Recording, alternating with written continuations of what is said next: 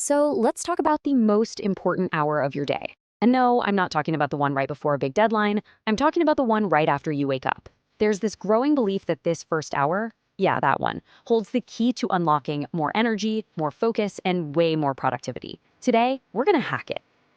And look, this isn't just some hypothetical question. It's actually the driving force behind a massive movement. The goal isn't just to wake up anymore, it's to wake up optimally. And that is the core promise of a really fascinating and sometimes pretty controversial field, biohacking. So, what is biohacking really? Well, at its core, it's about using science to take control of your own biology. And you really can't talk about biohacking today without one name popping up: Stanford neuroscientist Andrew Huberman. His super detailed protocols for optimizing, well, everything from sleep to focus have attracted a huge following. So let's break down his famous morning routine and see what all the fuss is about. All right, so what does this supposedly life-changing routine actually look like? You might be surprised, because it's not about expensive gadgets or a bunch of complicated supplements. Nope, it really just boils down to a few simple, non-negotiable habits. Okay, here they are, the four pillars of the optimized morning: sunlight, a cold shower, timing your caffeine just right, and yeah, taking a break from your phone.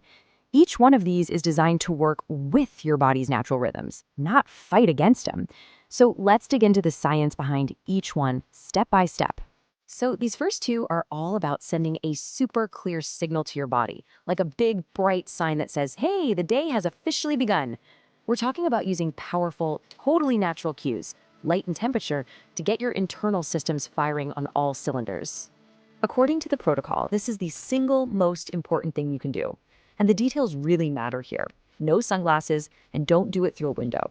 Getting that direct sunlight into your eyes, obviously without staring right at the sun, triggers a kind of timer in your brain. This sets your body's 24-hour clock, your circadian rhythm.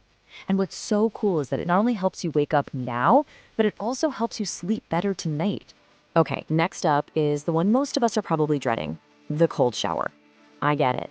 But hang with me here, because the science behind it is surprisingly compelling. I mean, look at this list. Studies suggest this whole range of benefits, from boosting your mood and your immune system to even helping with physical recovery. Let's just zero in on that immune system part for a sec. To put a number on this, check this out. One fascinating study found that people who just ended their showers with a 30 to 90-second blast of cold water were 29% less likely to call in sick for work. 29%! Now, the theory isn't that it magically stops you from getting sick, but that it might make the symptoms feel way less severe, helping you power through the day anyway. And it's not just physical. There's this powerful mental component. A blogger named Sam Tynan, who tried out this whole routine, said he could literally feel the dopamine, the brain's feel-good chemical, flooding his brain right away. Now, that's a feeling that can boost your mood and keep you motivated for hours. Okay, so you've used light and cold to wake up your body. Now it's time to fine-tune your brain. The next two habits are all about protecting and engineering your focus for the day. And it starts with pretty much everyone's favorite drug, caffeine. To really get this next tip, we need a quick science lesson on a little chemical called adenosine. Don't worry, it's simple. You can just think of it as your brain's sleepiness molecule. The longer you're awake, the more of it builds up, and the more tired you feel. And caffeine's whole magic trick, it just gets in the way and blocks adenosine from doing its job. Now, this is where it gets really interesting.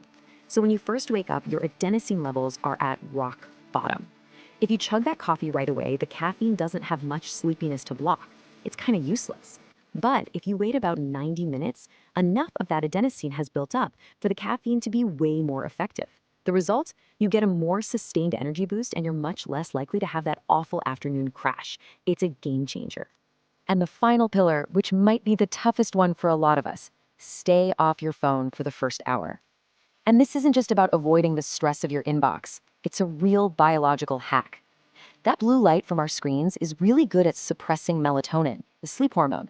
So looking at your phone first thing can actually confuse your brain, mess with your natural wake-up process, and even make you feel less alert later in the day. So the science behind these individual habits, it seems pretty solid, right? Getting sunlight, timing your coffee, it all makes a lot of sense.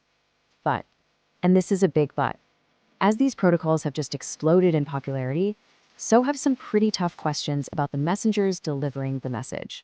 And this brings us to a much more complicated part of the story, the criticisms that have come up around figures like Huberman. And it raises a really tough question, one we all have to think about. Can you, and maybe more importantly, should you, separate the advice from the person giving it? One of the main criticisms you'll see, especially online, is this idea that really complex, sometimes even early scientific findings are presented as these definitive protocols. Like a small study on mice might be used to support a huge recommendation for a specific supplement, which, not so coincidentally, is often sold by a company Huberman has a financial partnership with. The criticisms tend to fall into a few key areas. First, there's the use of his Stanford affiliation, which gives him a ton of credibility, even though his podcast is a separate thing. Second, there are the financial ties to supplement companies. And then, more recently, there have been journalistic reports detailing a personal life that, some people say, directly contradicts the disciplined, controlled image he presents to the world. And that lands us right at the central dilemma here. For a lot of people, if a person's private life seems to be the total opposite of what they publicly preach, well, that creates a major credibility problem. It begs the question, can you really trust the advice if you're not so sure you can trust the advisor? Okay, so where does all this leave us? We've got some genuinely useful science on one hand and some pretty serious questions about credibility on the other. What's the actual takeaway here? What are we supposed to do with all this? Maybe the healthiest way to look at all this comes from that blogger Sam Tynan again. He suggests we just reframe the whole idea. Don't think of it as a rigid set of rules you have to follow perfectly.